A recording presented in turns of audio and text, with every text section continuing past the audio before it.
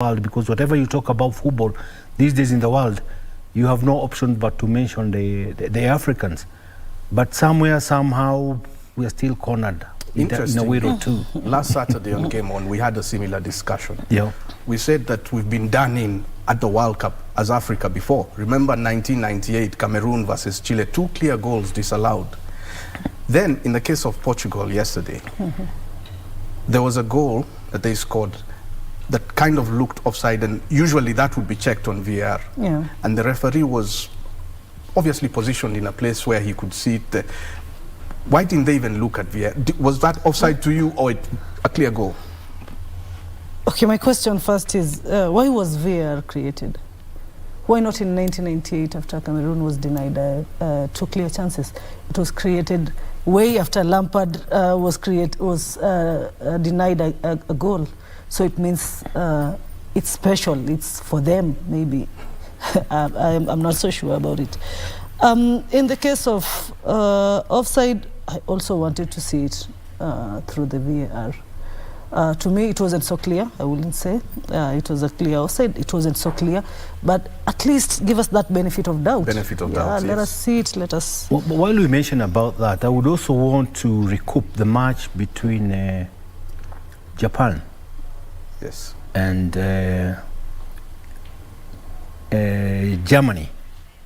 And to me, even the first goal, suspiciously offside.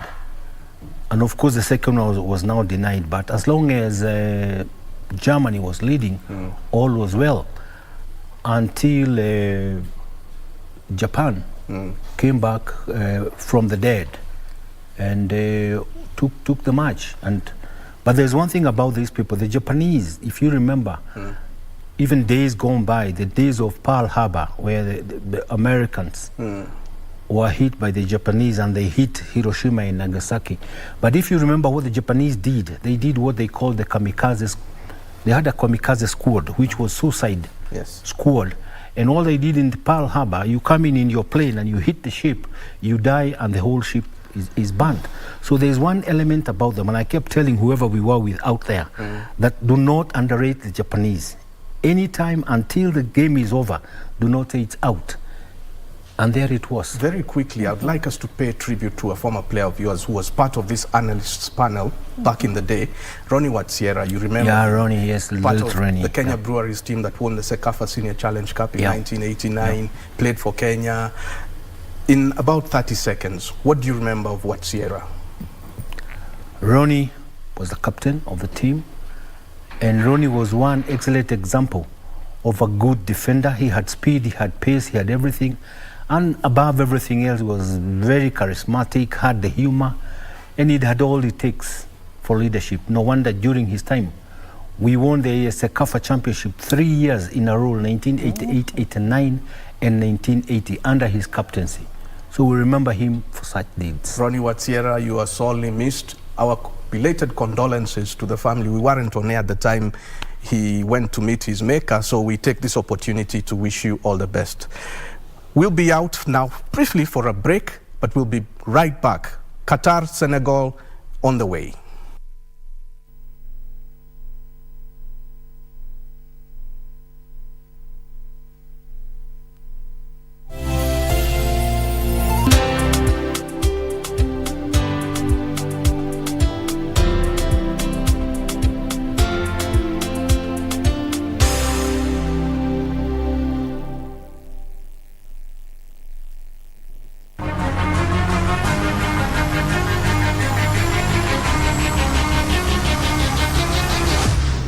Oh, great steal by Choupo-Moting here. He's got support. Well, maybe just enough pressure was applied. There's a flag up here.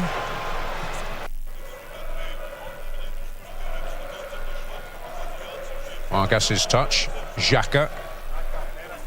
Freuler. Space for Shaqiri. And Mbolo is there and buries the chance.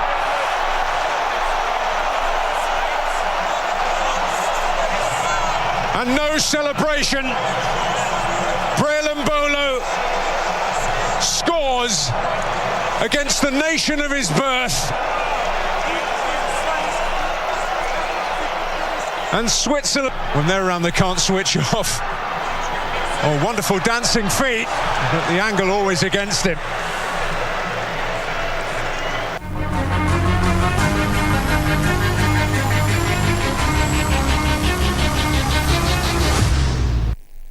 Airtel, the most affordable network. I was part of the team ilitumwa to take out Burhan. Nilikaa huko 5 years, nika study the man. Na tukaenda tukijua kwamba mambo ilikuwa nzuri. All I ask is you let me right my wrongs and give me an opportunity to bring Burhan down for good. Na una hakika hiki kikosi chako kitaweza kufanya hivyo? Yes, sir. Hii kikosi yako kuna kina nani? Sergeant Farah, aka Stingray, Intelligence. Corporal Ibrahim, aka Mongoose, Intelligence. Corporal Katana, aka Panther, Medic. Cover me! PC Adhiambo, aka Maliet, Machine Gun. PC Kibet, aka University, Sniper. 1, 2, 3. 1, 2, 3. Nasikia wase hivi tunakuanga wadedi. tatu ni polisi kama sisi. Chini, chini. Deliver bidhaa kama kawa kuna maswali.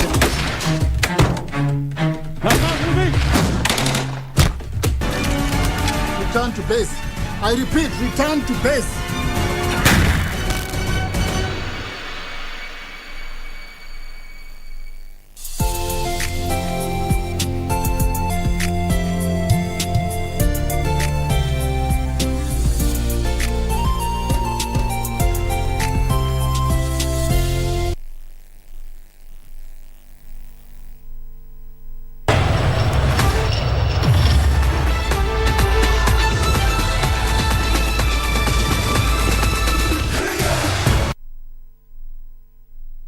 Welcome back. We're still in Kenya, but Qatar bound.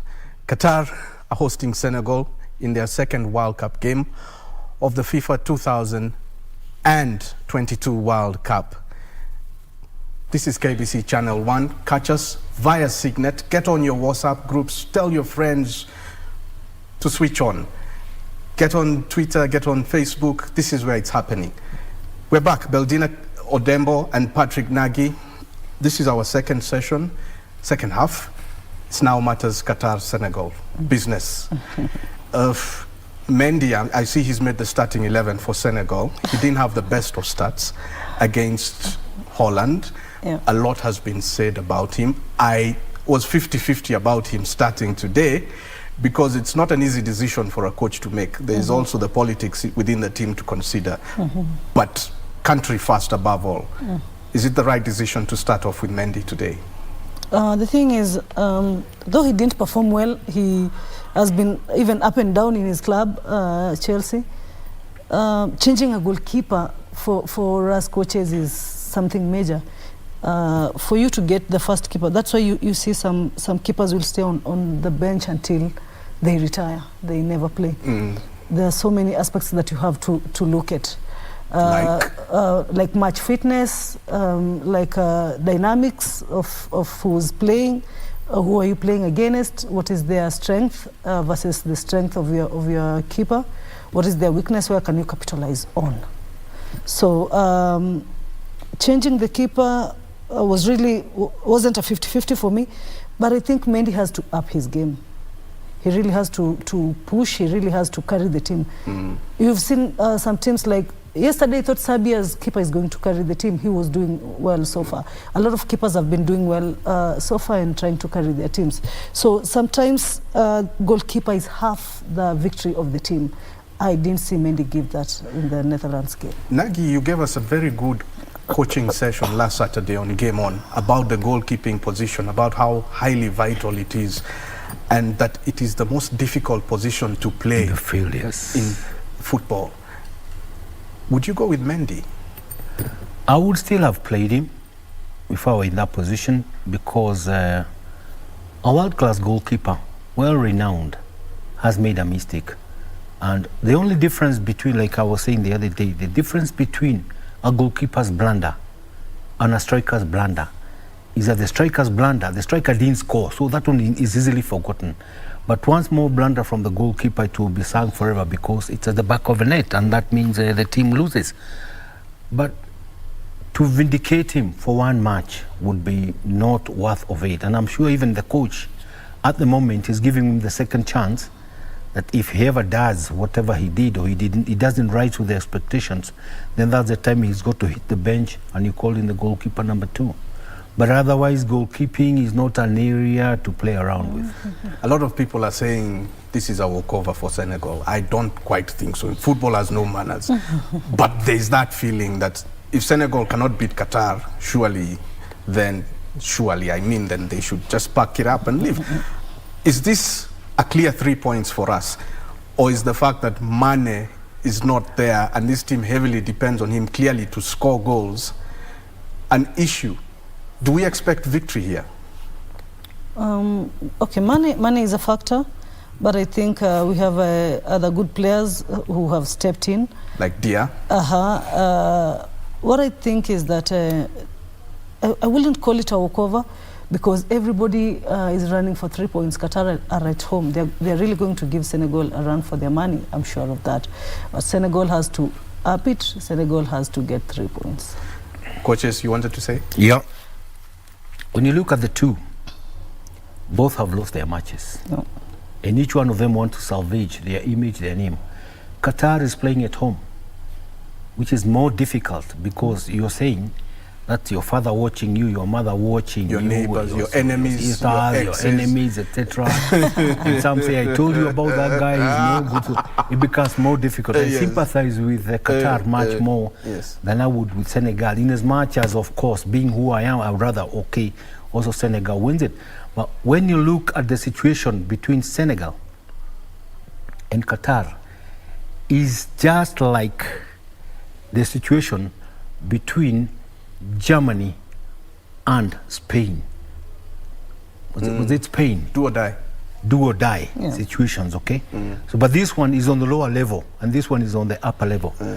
But I can assure you it's going to be a very tough match, but much more difficult for Qatar, having lost the first game at home. And of course also the threat for FIFA. There's one thing you have to know about the ins and undercuts about football, the way you look at it. There are other reversal areas whereby, for example, FIFA is scared for Qatar to lose.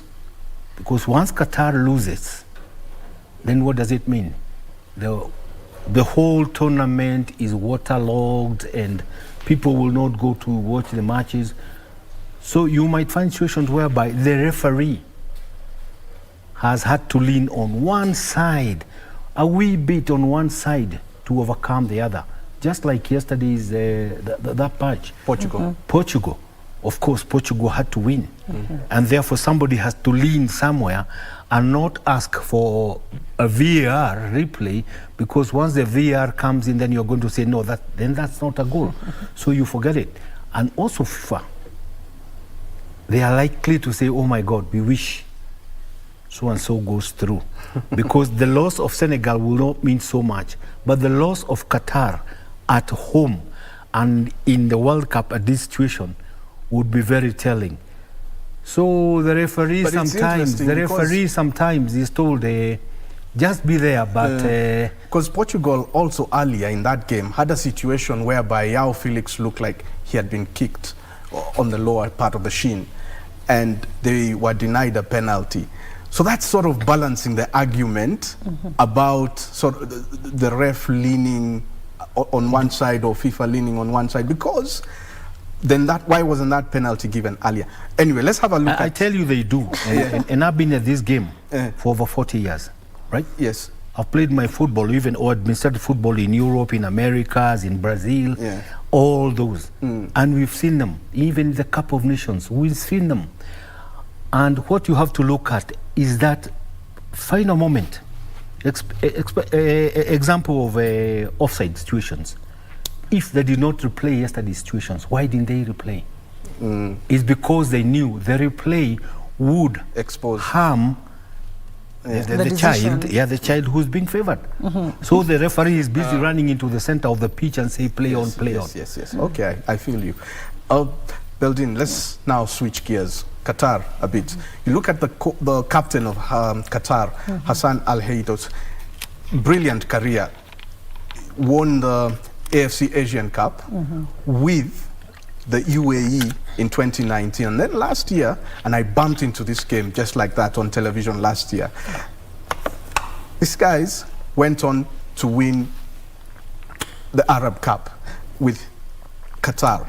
And he has been very brilliant. Qatar have been, I had high expectations of them. But coming into this game on Sunday, you looked at Al-Heidos, his body language was weak. He wasn't even talking, organizing his players, leave alone commanding them. He was not even playing for the coach or the country or even his teammates whom he was captaining.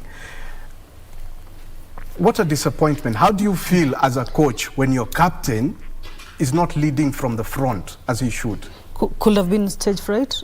Yes, it does happen. It does happen. They've never hosted World Cup again. World Cup is big, everyone is there. The stadiums are full. They're playing the first game, a lot of expectations. Sometimes it's overwhelming, especially for a leader. Maybe it transferred from the coach. Even the coach was a little bit overwhelmed. You could see that. Exactly. You will see that. Yes. So going to the captain, I will say for him it was stage fright. But I also have some questions that linger on my mind. One, did they play formidable friendlies to prepare them for the World Cup? What were they training in camp? Does the referee factor that Nagy is talking about, did it play when they were playing the friendly matches? Maybe to show something, to show that they are ready, to show that they are ready to host this, to show that they are ready to show the world something in football. I don't know. I've been asking, when I saw the first match, I asked myself a lot of questions.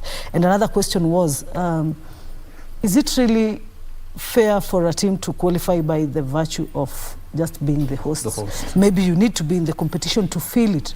Maybe in the qualifier competition to feel it. In the qualifier competition to get the real competition. I don't know. I would like to talk about psychology in sports. And here I would touch on mental preparedness and physical preparedness of a player towards the match phase. And it all boils down to the coach, the manager, or the team psychologist. Because you prepare physiologically. That is the heart, the spleen, everything is working on very well. You are okay, fitness, you are up there, all right? But now the final phase of preparedness is the mental preparedness, which is very important. It seems the team was not really mentally hardened on to face that match on that particular day. And if you have a coach who says, you guys, you know, if you don't win today, we are done this, already you are scaring the players. You just supposed to cool them down and tell them, look, it's a match like any other match. We play by the minute, all right? Even though we are playing at home, let's just play the way we usually play and blah, blah, blah, touching a player here and there. But if you don't do it, that is the final phase of preparation. It happens even in boxing, in every sport. That mentality, approach of a game. Now that you've mentioned boxing, Mike Tyson, former world heavyweight boxing champion, said that 95% of boxing is the mind. It's mental. Not just boxing, all sports. All sports. All sports. Actually, it's all sports. Even darts, I said it on this station the other day. If the mind does not coordinate with the foot, does not trigger, you're gone. Anything. And it showed, their body language, gone. Even recovery, moving in, moving out, how you come in, how you shut down, you move in as a unit. It's the worst performance I've ever seen of a World Cup host nation, or any other nation for that matter, Qatar versus Ecuador. It was an absolute giveaway. Now that you've mentioned... and you see also, what sorry. Yeah. What might also happen is underrating. That is the worst element. in a gameplay when you underrate your opponent and you think it's a walkover, it's a walk in the park, yes? And then when the reality downs, you're dead. Yeah. Let's take a quick commercial break. We've got to pay the bills, and we've got to look for money to pay my wonderful panelists here. They're really engaging me spectacularly. Back in a bit.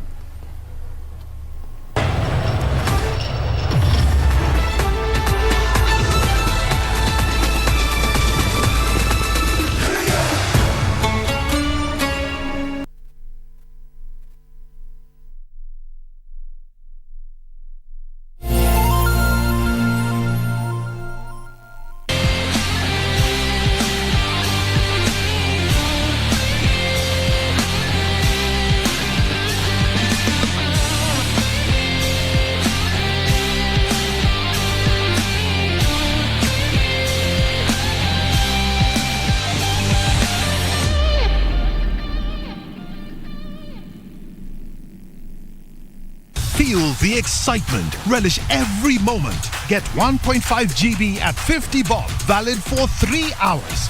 Furahia futa. Dial *544 hash. Make chaguo smarter na Airtel, the most affordable network.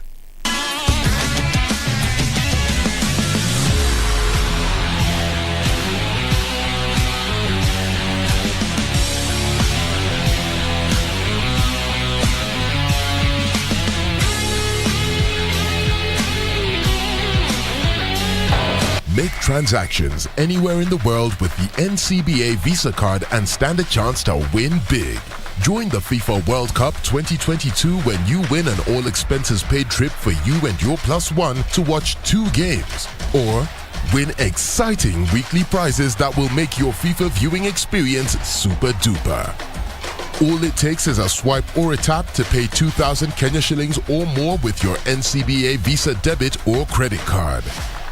The more you swipe or tap to pay, the higher your chances of winning with 1 point for every 2,000 Kenya shillings spent. Don't miss out. NCBA. Go for it.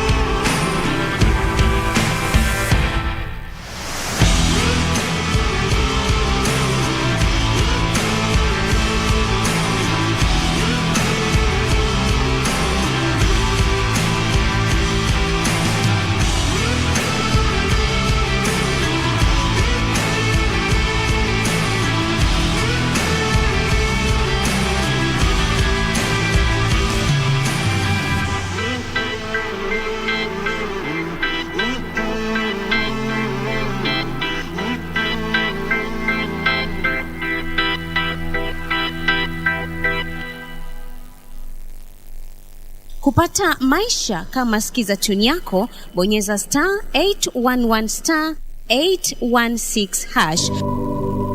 Maisha ni mafupi, hivyo si vyema kumaliza muda mwingi katika malumbano.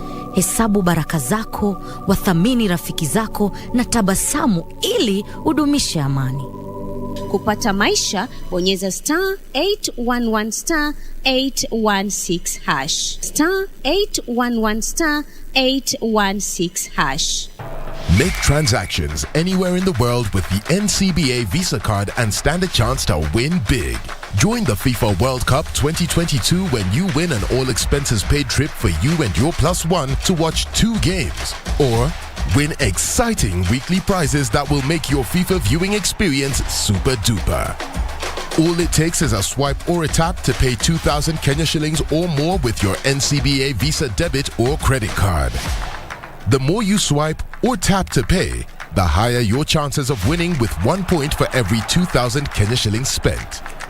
Don't miss out. NCBA. Go for it.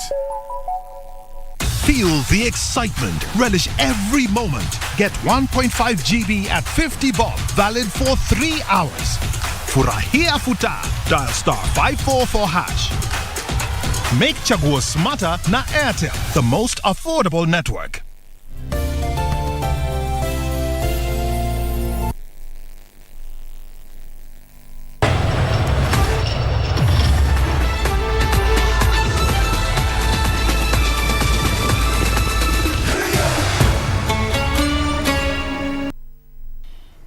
Okay, we were discussing about the psychology of sport and its place in football. That was pretty much engaging. We'll just shift gears a bit now and look at Qatar more extensively. We've looked at the psychological element, the fact that they're host nations, the pressure that comes with that. Let's look at the age factor. I think the average age for them collectively as a team is about 28.9 years. Right. Is that a factor in a World Cup in which we've seen very young blood pushing the narrative? We've seen a transition from the older players calling the shots to young players dictating the pace, dictating the game. 28.9 is a bit on the higher side football-wise. Was that an issue for Qatar? I'm just seeing my own things. No, I wouldn't say that. Sometimes age is not a factor. Sometimes we need experienced players. And sometimes it's good to have a blend. Yeah, a blend, sometimes a young side. Okay. I will say football is more of technical and tactical. We might have a young age, but zero idea tactically. We might have an old age, not pacey, without speed, but they know how to play their match, contain it and win it. The way Belgium did it against a young side like Canada. So age might not be, to me, age is not really a factor, but as a coach, I will prefer the younger guys. Nagi, we're seeing a World Cup in which women are now coming in as referees. That wasn't quite there before. As a man who has coached all sorts of players, all sorts of egos, all sorts of characters, good, bad and ugly, how do you think the ladies are going to fit in before we allow Beldin to chip in on that? I surprised Beldin the other day when we were talking about women football, and I showed her some photos of the Kenya team, women team under 17 in 2012, a team that nobody sings about, a team that had qualified for the World Cup. Because in 2012, the team that was hosting the Women World Championship was Azerbaijan. But then it did happen. I think they couldn't be able to afford it. And in the last minute, they withdrew. And Japan took over instead of Azerbaijan. And with Japan taking over, Japan just said, no, we were not very ready for this, so we have to cut down the number of teams that are going to come. So Africa had a slot for 4 teams. That was South Africa, Ghana, Nigeria, and Kenya. And what happened is Kenya was now matched against Nigeria, our Kenyan girls, and South Africa against Ghana. So eventually we lost to Nigeria. But to juggle your memory, if you remember, even the media had shown pictures of our young girls that size against Nigerian women. And I showed you a picture of a girl, a player, ananyonyesha mtoto, had a baby, and she's under 17. Yes. And when you compared our under 17 and Nigeria under 17, actually the entire Nigerian crowd just said, no, you are old women. We are supporting Kenya. They supported us.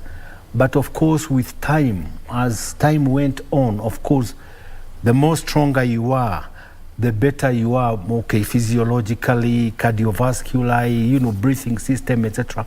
So we lost towards the final phase of the game. But the whole of Nigeria clapped for our girls. Those girls and that team, most of them now are in Europe.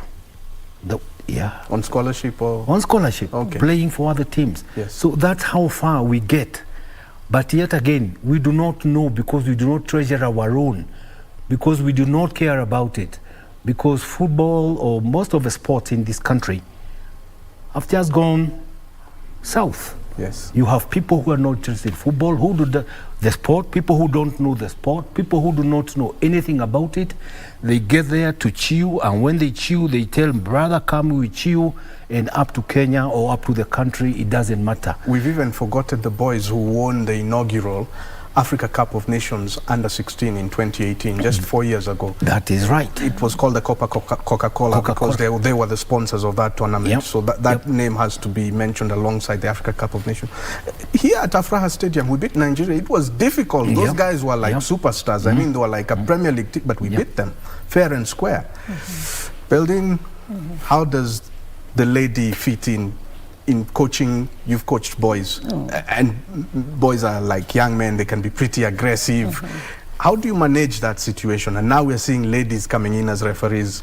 How will they fit in managing guys who can be very egocentric? The easiest way to fit in is to go there as a coach, to go there as a referee, and not as a lady coach or as a lady referee. When you give yourself that tag, then it becomes a little bit difficult. If you go there as a coach, because there's no coaching course class for ladies and for men, that is different. There's no refereeing class for women and men, that is different. The game is the same. So if you go there as a person who is passionate with the game, who has learned 1 or 2, 3 things about the game, and has confidence that can do it, then changes everything. That's why you see Salima and the likes in men's World Cup now. And I'm glad that we are not put in a women's World Cup, only on women's World Cup, but also on men's. It shows something. It shows that we've become competitive and we are competent enough to do it. Yes, Salima is from Rwanda. She refereed during the Africa Cup of Nations women's tournament in 2016. She's out there and she's doing a good job so far, and we wish her well. We're claiming her now. She's part of the East African community. Yeah, and it's very special. By virtue of the fact that she's Rwandan. So she's very much Kenyan. Maybe if we were not banned, we will have our own Marianne. Yes. Because she's always been in the World Cups, especially the Women World Cups. It's special. It's special to have a woman there doing that job, and it's special because she is. May I give a jolt to the government of the day and the government of the past? Number one, any country can qualify for World Cup as long as there is a backup from the government. Backup number one comes in through sponsorship of teams. How teams are supported either by their fans or their companies. For us, Kenya, we used to be a very strong team. And when did the rain start beating us? Back in about 96, when Kenya won to host the All Africa Games, right, under the chairmanship of the late Ken Matiba. So we won it, but those days politics was so rife, and somebody just went in and mentioned to the head of state that, can't you see, football is for opposition. Then the chairman of the federation was the late Joe Bomino. The Secretary General was Samuel Bingo. And then opposition was very rife. And so the then head of state was told, it's up to you. You support football, but you're losing politically. So what happened? Most of the corporate companies, Kenya Airways, Kenya Railway, Waterview, Harbors, everybody was sponsoring footballs. But also what was happening was, then the government of the day was giving rebate to the company that was sponsoring sports. And that's why we were very up there. So all the players that were playing for any other team out there, they were employed in the corporates, all right? But once that statement came in, all corporates withdrew from sponsorship of sports, and mainly football. And that's where we really went out, whereby you had now teams like Gor Mahia or AFC Leopards and or any other team, they had to look for their own salaries to pay their players first. So most of the gate collections that were coming in were used to pay the players, which was not enough. And unto this day, I wonder, sometimes we get young presidents, but they don't look at it that way. They don't, what is employment of the youth? We are talking about youth employment. There is no more better employment for the youth than through sports, and through sports, through taxation rebate. So once the company has sponsored sports and has given whatever they have, they are supposed to be given back. I'll take you back to 1987, All Africa Games. right? Where Kenya lost to Egypt in the finals at Kasarani. I was there. You were there. I was also my there. 8-year-old good self back then. 8 years of age. We were able to get that far because players were well taken care of. They were well endowed. They were eating well. Like right now, most of the players, especially in the East Africa region, and that's the difference between us and the Western zones. Cameroon, Ghana, all those people. They are big, they are mighty, and they have everything, and they eat well. They eat well. But what happens to our people? You go, you do your training. Actually, the training that you're doing, you burn more calories than you're inputting that evening, which means other than growing stronger, you're growing weaker. Simple. So governments have to wake up. Governments have to know it is their duty. These are Kenyans. The young boys are Kenyans, whether they're under 12 or under 17 or under 20. These are Kenyans, and they depend on their livelihood through those sports. But if the government turns around and says it's up to them, there you are. Beldin, it took us 5 matches to find the back of the net as the African teams. 5 games. Africa was like the bedrock of strikers back in the day. I can't even list them. They read like who's who in the world of football. Football royalty. They've won the UEFA Champions League, FIFA Club World Cup. They've won it all out there in Europe and other places. Are we now seeing a situation whereby we are backsliding, we are going backwards, concentrating on defense and midfield, but up front we are quite blunt? Senegal, who are just about to take to the floor, were pretty blunt without Sadio Mane. And it showed. Morocco played a brilliant game, couldn't score. Tunisia, pretty much the same. Cameroon, the same. I don't know. It has been a subject of debate even within us in Kenya football. Even when our national team is being constituted, you look at strikers, you look at who can replace Olunga, you don't see. Maybe as coaches we are not working too hard to make more strikers. I don't know where we are losing the balance. But coming back to we are winning in UEFA, we are winning the other trophies in Europe. I will bring you back to what Coach Mourinho said, that maybe Africans should come back and play in Africa. We had that. But we are seeing we are seeing African teams, players from different leagues from different countries coming together, and we still are not making it out. Does it mean that we can only work out when we have that blend? Does it mean that somebody else is sharpening us, maybe? Okay, all eyes will be on Dia as he seeks to replace Sadio Mane. And he didn't quite convince the other night. Let's hope he's able to do so persuasively as Qatar hosts Senegal in this very decisive match. Stay with us to the very end. See you at halftime.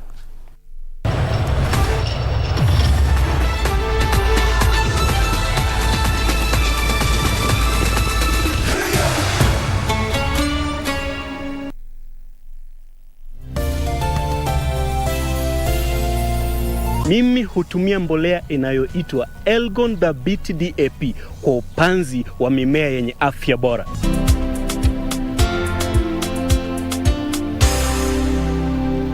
Mbolea ya Elgon Dhabiti inapatikana kwa viwango vya kilo 10, 25 na kilo 50 kote nchini. Elgon Kenya Limited. Discover a world full of opportunities, a place to build your skill and see the world in a different perspective. Sensei Institute of Technology is the home to the best practical courses. We offer courses such as plant operator and mechanics, trailer driving, CCTV and alarm installation, solar and electrical installation, motor vehicle mechanics and electronics, building technology, roads and construction, hospitality courses, and many more. For you to join us, ensure you have your national ID card and be ready to enjoy the ride. Remember, my skills, my future at Sensei. Sensei College, my skills, my future. Chuma ya dosi ni chuma ya nguvu. Ikisimama kwa building, hakuna kitu baya ita happen kwa hiyo building. Chuma ndio nyumba. Nyumba zetu zote tunatumianga chuma ya dosi. Doshi Steel, chuma ya nguvu. Aya, yani tumeuza pickup mzima saa hii. Imeisha. Ai, kila mtu anataka kununua kwako. Siri ni hii, mimi hupanda na Dhabiti DAP, na palilia na Dhabiti CAN au Dhabiti Urea. Na bas,